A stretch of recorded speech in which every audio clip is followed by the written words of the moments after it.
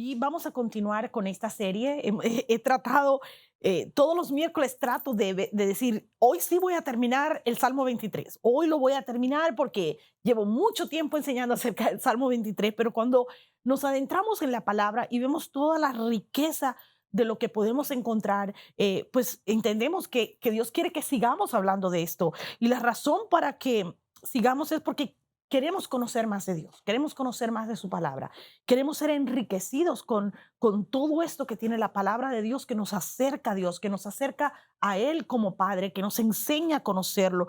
Y he entendido que conocer, entender cómo los pastores cuidaban de las ovejas, me ha ayudado a entender el carácter de Dios, a entender la esencia de Dios, a reconocer las distintas facetas de ese carácter, a reconocerlo en sus diferentes facetas como Dios. Y ha sido muy precioso verlo de esta manera y aprender mucho más de Él. Yo sigo aprendiendo, así que yo espero que usted también aprenda de Él. Y voy a dar un breve repaso de lo que enseñamos la semana anterior y aprender a conocer a Dios en este salmo, en sus distintas facetas, nos ayuda impresionantemente a aprender y a depender y a confiar de Él.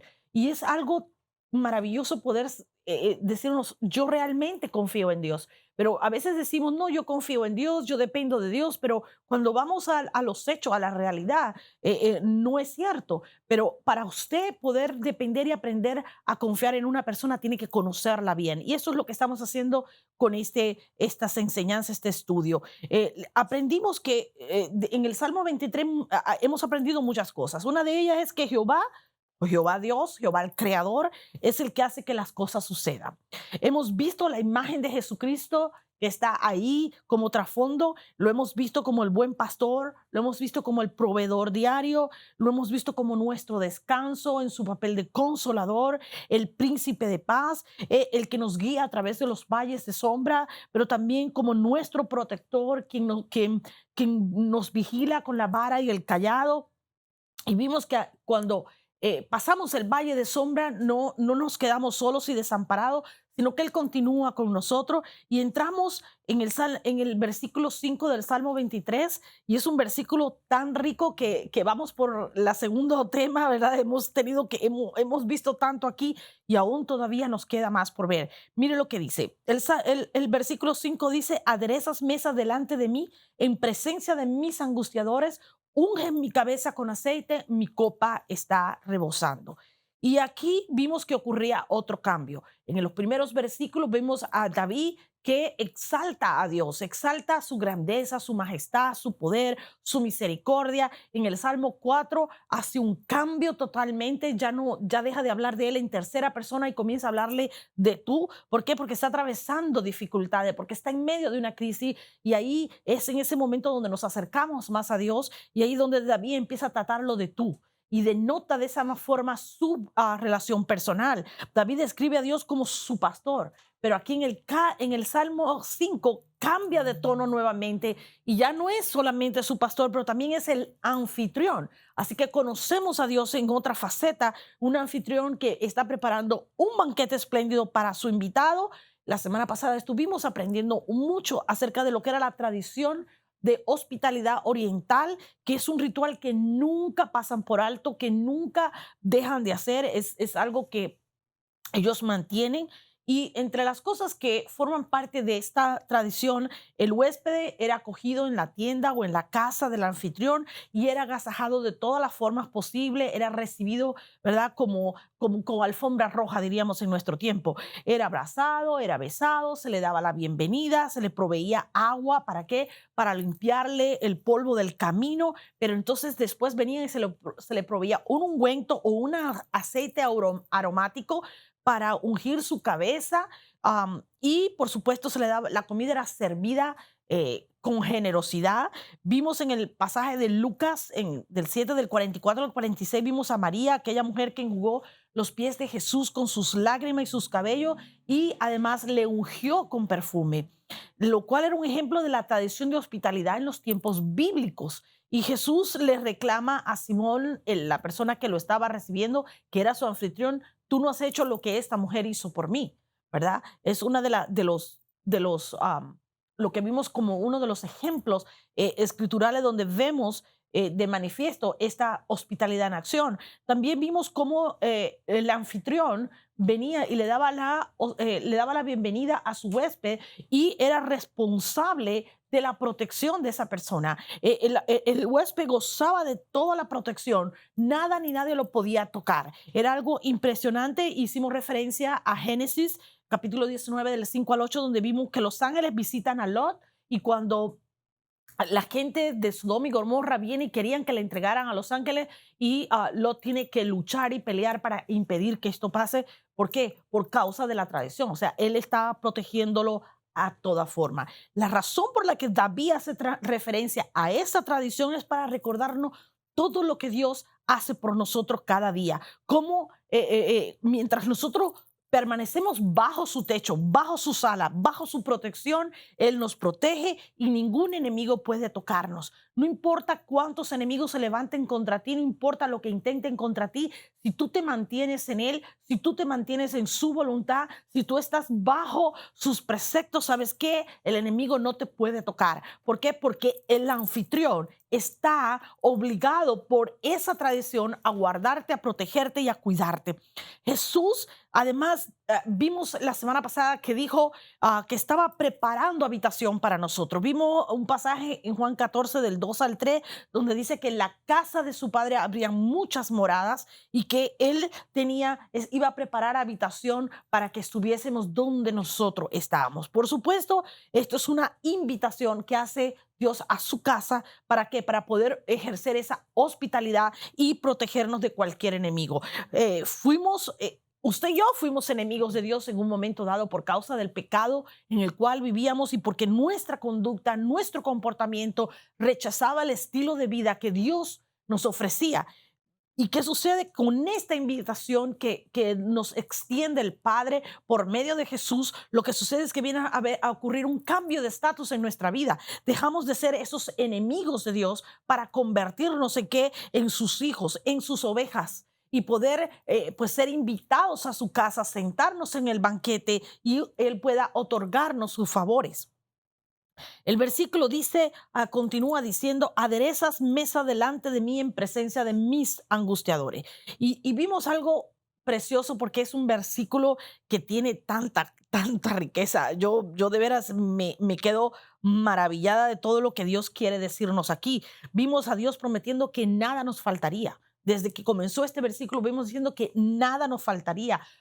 Está hablando de la provisión, está hablando de la provisión material, del alimento, del abrigo, del techo, pero también está hablando de la sanidad, está hablando de la paz, está hablando del descanso, del consuelo. Pero aquí vemos que Él prepara una mesa y es una mesa bien equipada, pero delante de nuestros angustiadores, delante de nuestros enemigos. Y analizamos algunas palabras del original para ampliar lo que este versículo habla. Y la palabra aderezar quiere decir arreglar, quiere decir preparar, poner en orden, pero sobre todo es una palabra de guerra, quiere decir combatir, alinear para la batalla. O sea que está hablando de guerra espiritual. Pero además la palabra mesa, que es una palabra hebrea muy interesante, quiere decir mesa, pero por implicación habla de comida, de convite, y viene de una raíz que quiere decir amenazar, enviar lejos, arrojar, despachar, despedir, echar, enviar, mandar, repudiar, soltar. Está hablando de liberación, de echar fuera tus enemigos, de echar fuera demonios, de echar fuera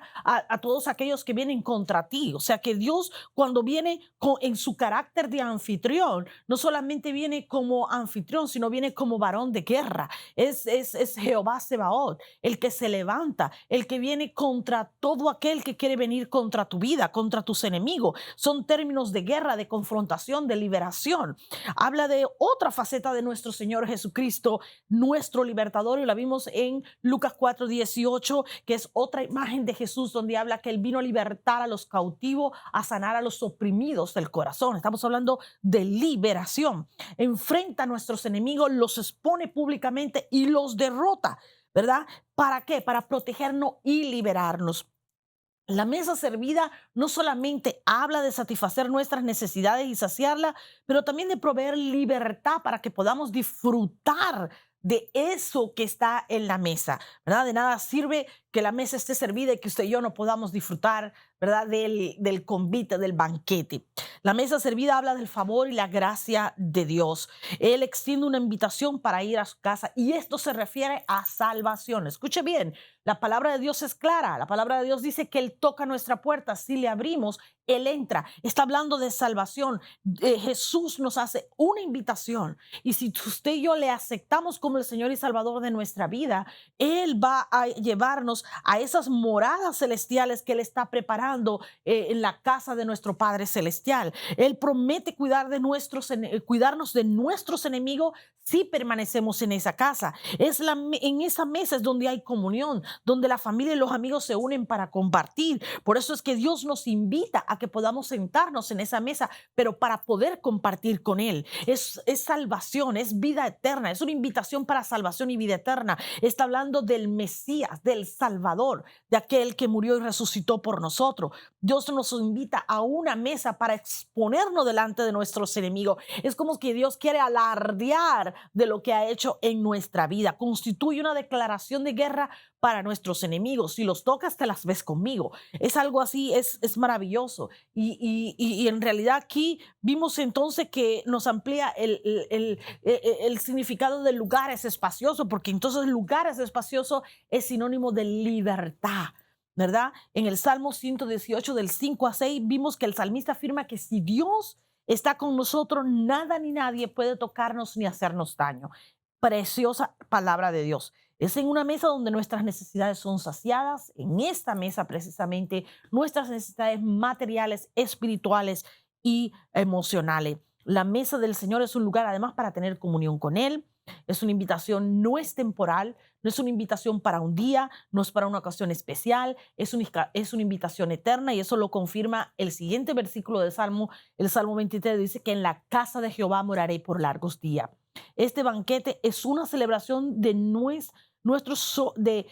o sea, es una celebración sobre nuestros enemigos, pero también tiene un significado mesiánico y vimos Apocalipsis 19 del 7 al 9, donde habla de las bodas del Cordero y es importante porque dice, gocemos y alegrémonos y démosle gloria porque han llegado las bodas del Cordero y su esposa se ha preparado y ella se ha concedido que se vista de lino fino. Escuche bien, y voy a entrar a hablar de esto un poquito porque quiero a partir de este momento, quiero entrar en la enseñanza del día de hoy y es una enseñanza que habla acerca de este proceso por el que pasa el creyente. Y estamos hablando dice, y han llegado las bodas del Cordero y su esposa se ha preparado. O sea, tenemos que prepararnos para las bodas del Cordero. Usted y yo no vamos a ser invitados y vamos a llegar. No, vamos a ser invitados y nos tenemos que preparar. Y dice, y a ella se le ha concedido que se vista de lino fino, limpio y resplandeciente. Está hablando de santificación, está hablando de purificación. Del creyente llega a los pies de Cristo y comienza un proceso en su vida. Y dice, porque el lino fino es las acciones justas de los santos. O sea, los actos que hacemos, una vez que llegamos a los pies de Cristo, nuestra vida tiene que ser cambiada, tiene que ser transformada, tenemos que ser diferentes, no podemos seguir viviendo igual que éramos antes. Y continúa diciendo en el versículo 9, y el ángel me dijo, escribe, bienaventurados los que son llamados a la cena de las bodas del Cordero. Y me dijo, estas son palabras verdaderas de Dios. Estamos hablando de que todo el mundo no va a ser invitado a las bodas del Cordero. Usted pudo haber invitado a Jesús a entrar a su corazón, pero para ello tiene que permanecer en la casa del Padre, permanecer en su palabra, permanecer en su voluntad, hacer estos cambios que puedan traer lino fino a su vida, que sea limpio, que sea resplandeciente, que no haya mancha, que esté puro, ¿verdad? Y entonces vamos a poder entrar a esas bodas del Cordero, que es un banquete presidido por Jesús mismo y al que está invitada su novia, su iglesia, sus hijos, ¿verdad? Y aquellos que han permanecido, obviamente, en su casa. Y ahora sí, vamos a entrar a hoy, a continuar, porque el versículo 5 no lo hemos terminado y no creo que lo vayamos a terminar en el día de hoy, para ser honesta con usted, porque hay mucha tela por donde cortar. Vamos a entrar a este versículo, lo siguiente que sigue, dice, unges mi cabeza con aceite. Lo primero que quiero señalar es que ungir la cabeza con aceite era parte del ritual de la hospitalidad del oriental, donde la persona llegaba, era recibida y la costumbre incluía que el dueño de la casa le diera la bienvenida. pero derramando delicados aceites perfumados sobre su cabeza de los invitados a medida que ellos iban entrando. ¿Por qué? Porque era una costumbre. Una de las cosas que se hacían en ese tiempo era que el pastor tomaba las ovejas, escuche bien, para que vaya teniendo una idea en su mente de todo lo que esto significa, lo que era, ¿verdad? El aceite, la unción del aceite, porque ungir literalmente quiere decir, escuche bien, ungir literalmente quiere decir cubrir, untar con algún aceite o ungüento al cuerpo o parte de este, pero también era usado sobre objetos. Escúchelo. Entonces, ¿qué sucede? En el tiempo de David, los pastores cogían a las ovejas y le ponían aceite. Ese aceite, le ponían miel, le ponían aceite para que los insectos no pusieran huevos ni en sus narices o en sus bocas o no depositaran huevos en su melena, ¿verdad? ¿Para qué? Porque eso les provocaba enfermedades, no podían, no crecían, las hembras no daban leche y esto pues le traía muchas enfermedades. Entonces, para protegerla, escuche bien, entienda el significado de esto, para protegerlas de los enemigos, de los insectos, de todo lo que estaba allá afuera, venía el pastor y las cubría con ese aceite. Y de esta manera los insectos no podían, ¿verdad? Pues depositar sus huevos sobre las ovejas. Es algo importante. Este simple acto del ritual implicaba la intervención de la unción, ¿verdad? Que trae frescura, que trae plenitud en el creyente. Cuando estamos hablando de unción, cuando estamos hablando de aceite, ya entramos en otro tópico. Hemos visto cómo la figura de Cristo está entretejida en el Salmo de manera impresionante. Empieza hablando el Padre. Escucha bien, esto es precioso. Empieza hablando del Padre. Habla de Jehová. Dice, Jehová es mi pastor. Jehová, el que hace que las cosas sucedan. Jehová, ¿verdad? El que fue, el que es, el que será, el que ha de venir. Jehová, ¿verdad? El que existe por su deseo de existir. Está hablando del Padre, pero continúa trayendo imágenes de Jesús a través de todo el Salmo que están allí como el trasfondo entretejido de toda la trama que se habla en el Salmo. Lo vemos como el buen pastor, lo vemos como el príncipe de paz, el libertador y por último lo acabamos de ver como el Salvador, ¿verdad? Entre otras cosas, pero no cierra sin hacer referencia al Espíritu Santo, que es el único que puede derramar ese aceite, es el único que derrama unción. Así que aquí vemos, primero el Salmo comienza hablando del Padre, Jehová el Creador y el que hace que las cosas sean posibles. Hemos identificado las diferentes imágenes o facetas de Jesús que sirven de trasfondo, pero hace presente al Espíritu Santo y aquí vemos la presencia completa de la Trinidad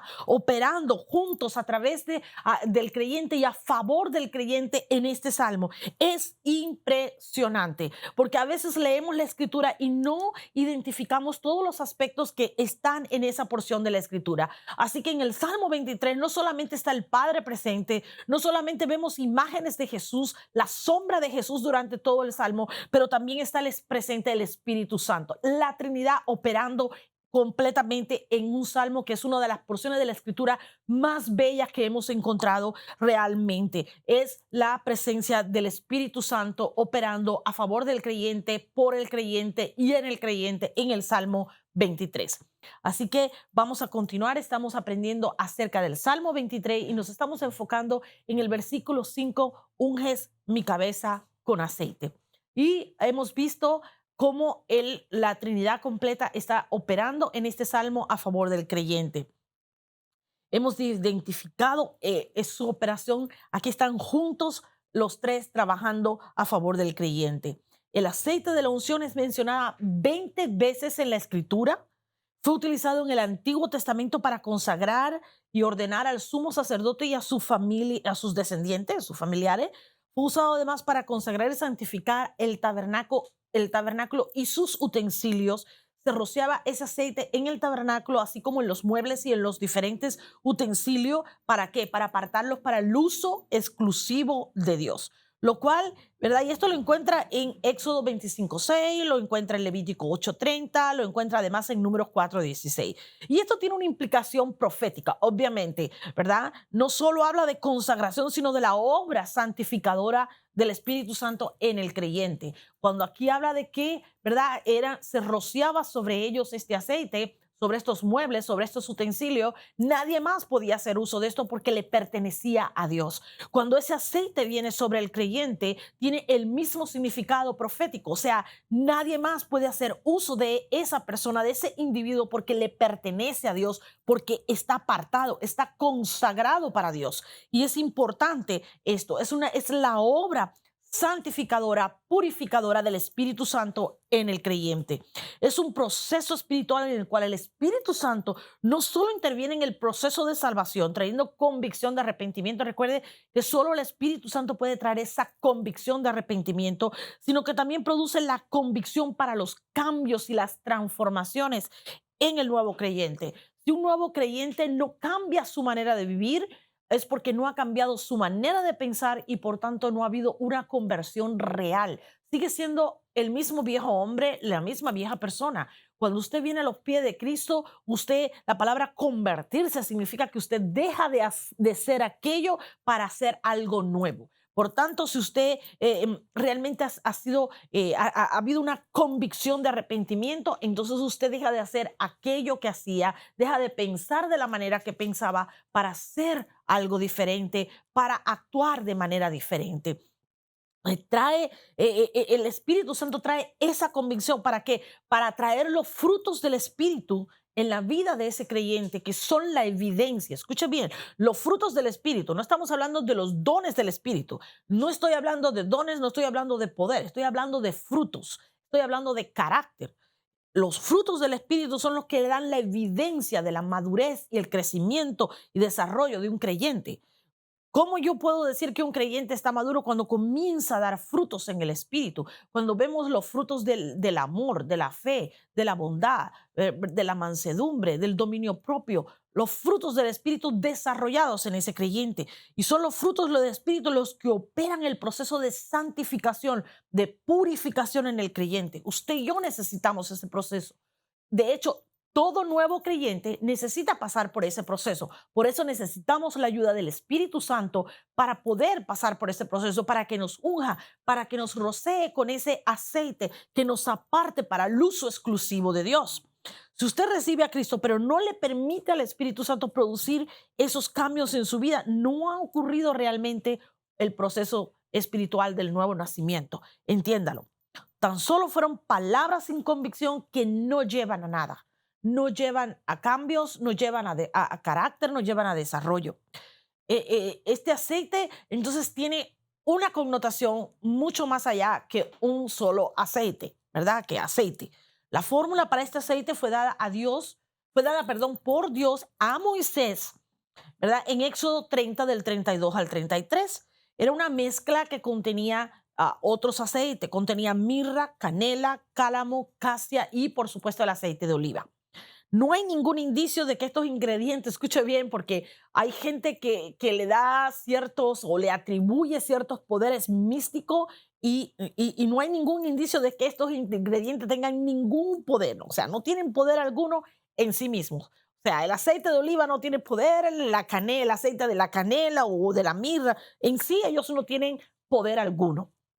Pero si Dios instruyó a unirlos y a usar esa mezcla para santificar y consagrar, quiere decir que hay un misterio no revelado de algo que ocurre en el mundo o que provoca en el mundo espiritual cuando ese aceite es derramado sobre una persona, ¿verdad? Algo ocurre en el mundo espiritual y yo me atrevo, ¿verdad?, a decir que en el mundo espiritual, cuando ese aceite está sobre nuestras vidas, los seres espirituales que nos rodean saben que hemos sido apartados para el servicio exclusivo de Dios. De hecho, cuando ese aceite es aplicado sobre la piel, hay que tener mucho cuidado porque quema. Déjeme decirle, mi experiencia me ha quemado un par de veces. Así que hay que tener cuidado con la cantidad que se pone y en qué lugares del cuerpo. Una vez me cayó en el ojo y realmente la pasé feo.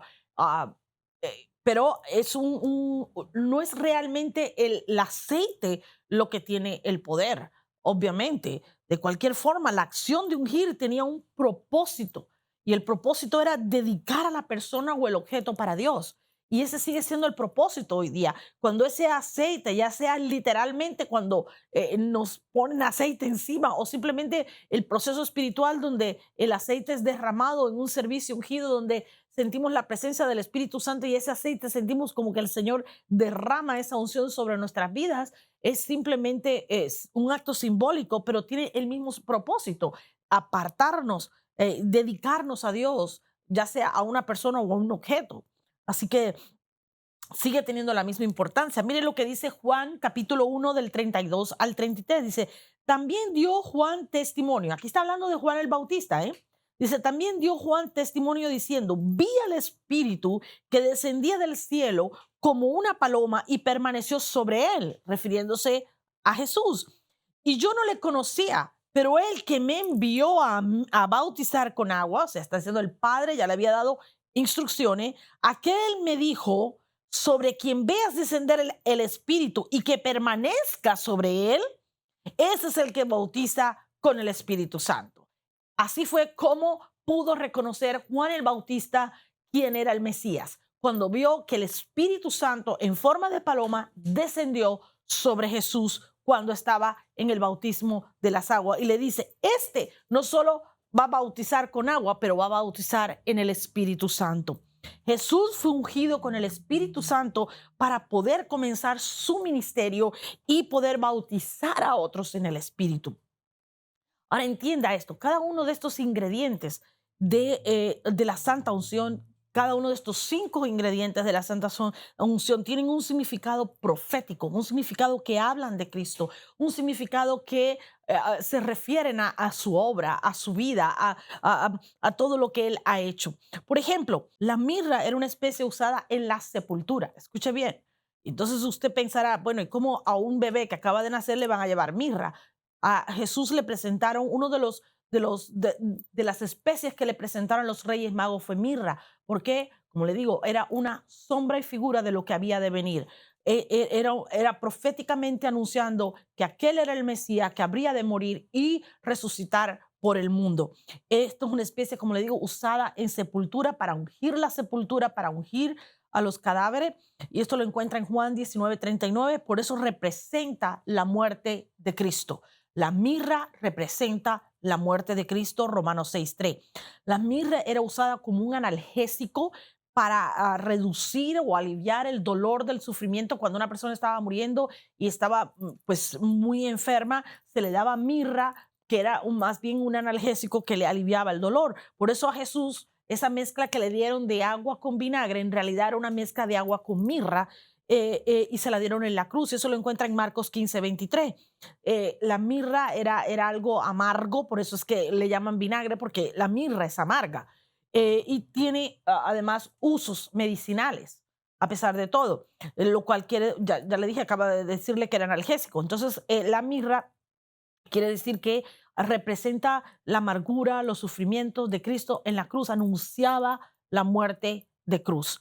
Así que esta es la mirra. También tenemos la canela, que representa la dulzura, pero también la eficacia de la muerte de Cristo. Lo encontramos en Romanos 8:13.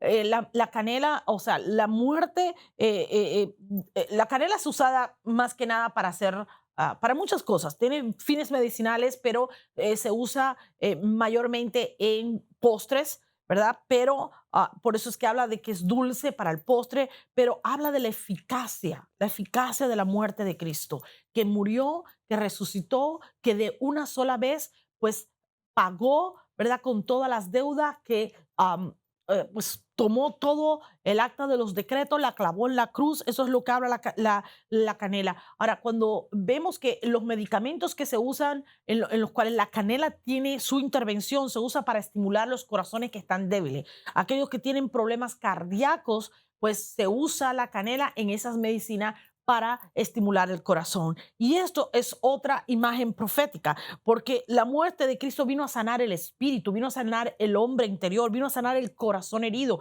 vino a sanar el corazón del hombre, de lo que se había perdido, de lo que había sufrido. La canela representa el pago de Cristo por los sufrimientos del hombre en la cruz del Calvario. Por eso es que representa lo que es la eficacia de esa muerte, porque pagó de una vez y para siempre. No hay que pagar otro precio. Eso es lo que representa la canela en la cruz. Luego tenemos el cálamo, y el cálamo era una caña que crecía erguida en los lugares pantanosos, en los lugares cenagosos. Crecía la caña y no había manera de que se doblara, no había que nada pasaba. Por eso es que representa la resurrección de Cristo, representa cómo Cristo se levantó de los muertos, pagó por el pecado, pagó por todo lo feo, lo sucio, lo cenagoso, lo pantanoso, se levantó limpio, erguido, y pudo pues pagar el precio, porque él era el único que podía pagar el precio, sin importar de cuánto pecado echaron sobre sí y sin importar de cuántas enfermedades, de cuántas maldiciones tuvo que llevar sobre sí en la cruz. Él seguía siendo el único que cualificaba para pagar ese precio, porque era el único limpio, puro y sin mancha. Es algo importante que debemos entender, y eso lo encontramos en Efesios 2:6. Además tenemos el cuarto aceite, era la acacia, y la acacia era usada como repelente de insectos. Escuche, porque esto es impresionante. A veces, muchas veces pasamos tantas cosas por alto en la escritura, y yo digo, wow, impresionante. La acacia era usada en los tiempos bíblicos para repelente de insectos y de serpientes.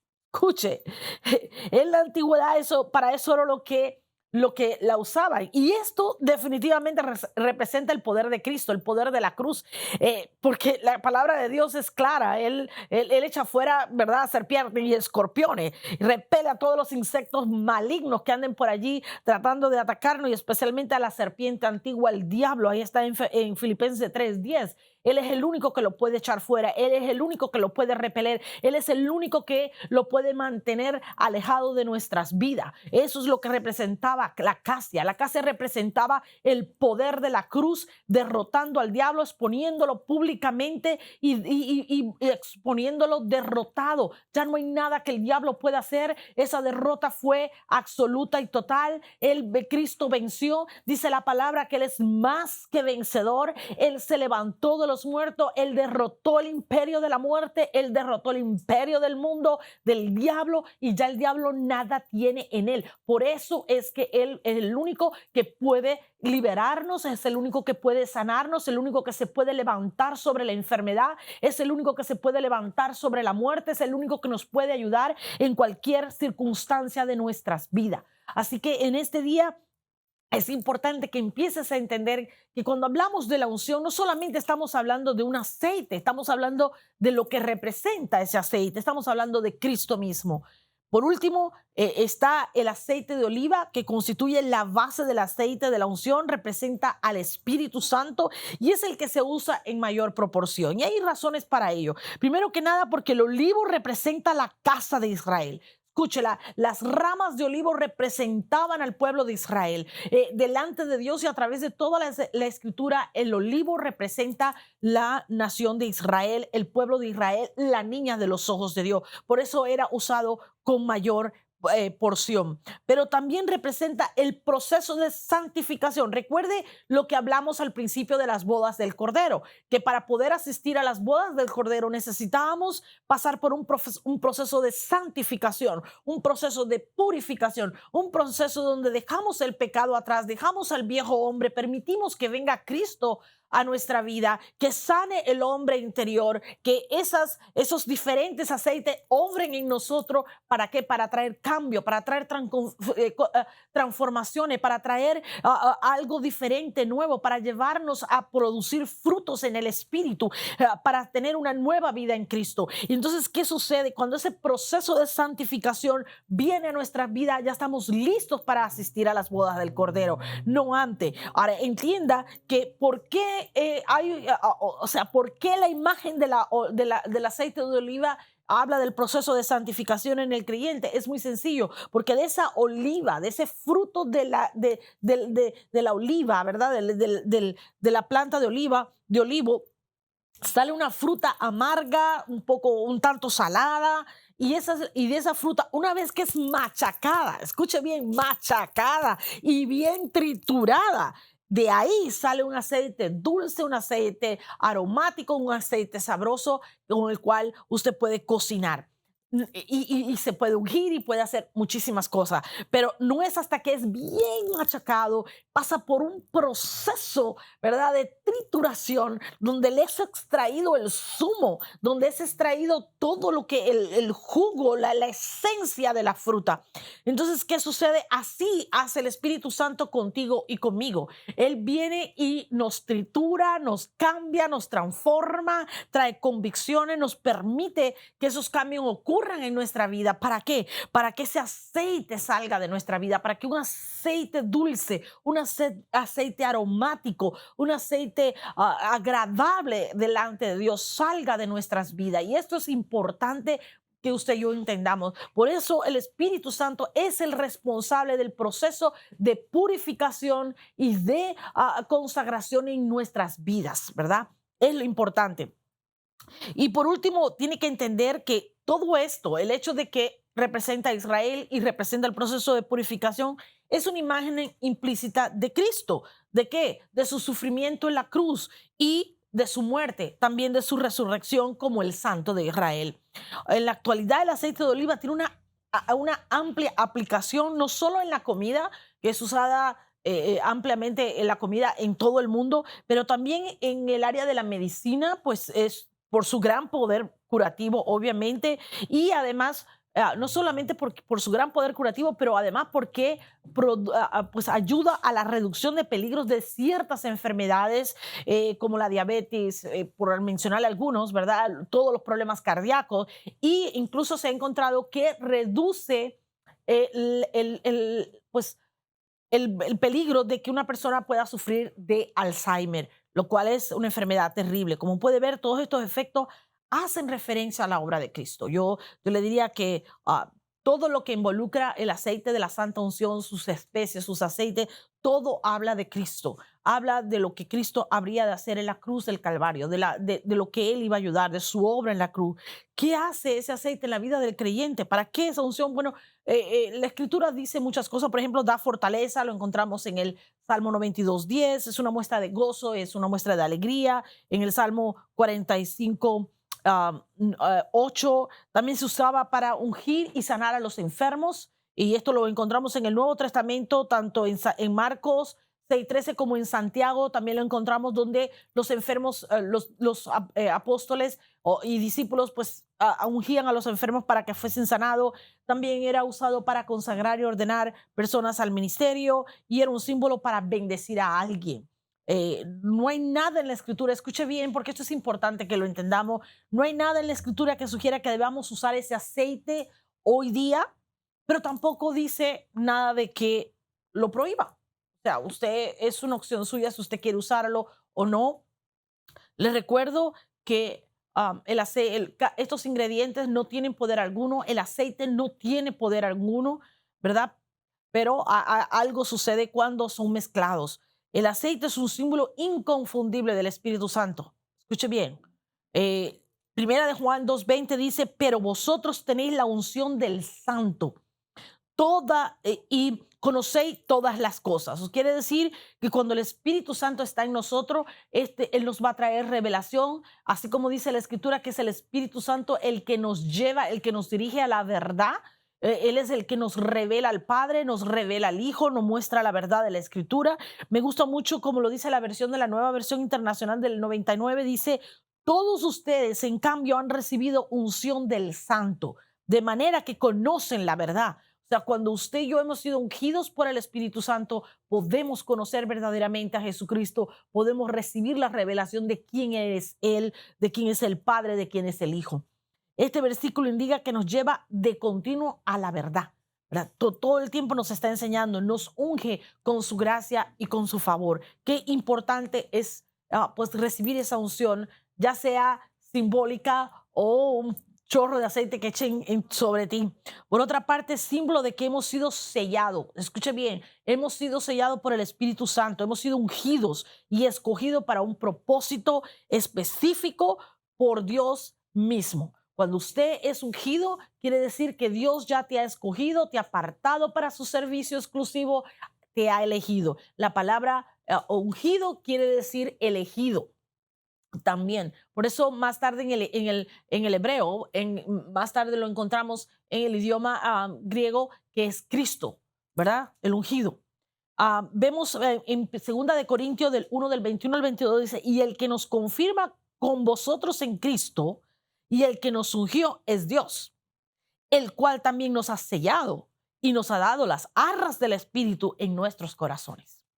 Recuerde que la palabra ungido se traduce como elegido. Eso quiere decir que el que nos eligió, el que nos ungió fue Dios Padre. Por eso le repito nuevamente, el aceite no tiene poder alguno. Esos ingredientes no tienen poder alguno. El poder que nosotros recibimos, lo que nos hace diferente, es que cuando ese aceite es derramado sobre nuestras vidas, ya sea, como le dije anteriormente, literalmente que le echen un chorro de aceite o simplemente simbólico cuando en un servicio ungido sentimos la presencia del Espíritu que pareciera como que nos está derramando ese aceite, quiere decir que estamos siendo sellados para Dios, apartados para Dios, para el servicio exclusivo de Dios. Y lo que sucede es que la gente que está, esos seres espirituales, los demonios, los ángeles que están en el mundo espiritual y que están rodeándonos, saben que ya ha sido sellado, porque aunque usted no lo crea, ellos pueden ver ese aceite, ellos saben que ya hay las arras del Espíritu están contigo, que el Espíritu Santo te rodea, que el Espíritu Santo vive en ti, que eres templo de ese Espíritu Santo y que algo está sucediendo, y que hemos sido apartados para Dios, que